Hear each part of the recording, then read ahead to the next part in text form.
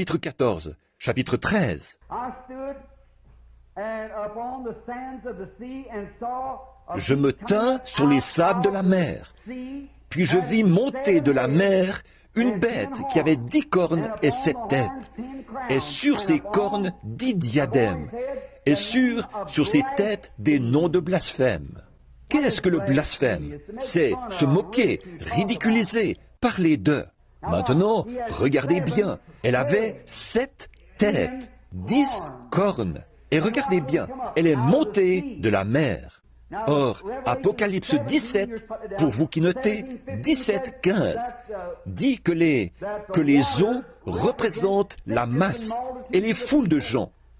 De même, cette bête représente une puissance impie.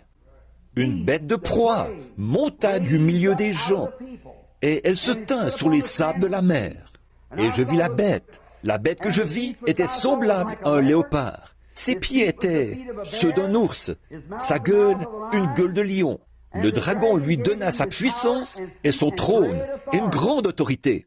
Le dragon. Nous avons 2 choses à considérer maintenant. Regardez bien cette bête. Elle contenait 4 personnages différents.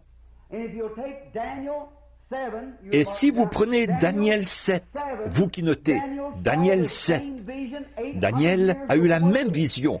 800 ans avant ceci, il a eu la vision.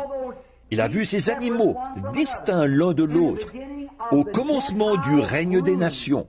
Et les voici, Jean les voit. Et à la fin du règne des nations, ces 4 animaux, tous représentés en un seul.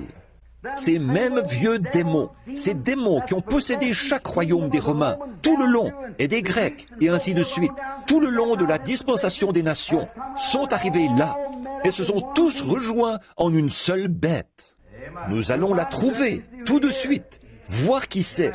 C'est ça. Tous ceux-là, le léopard, le lion, tout ça, le dragon. Combien savent ce qu'est le dragon? Le dragon représente Rome. Oui, lisons ça. Il y a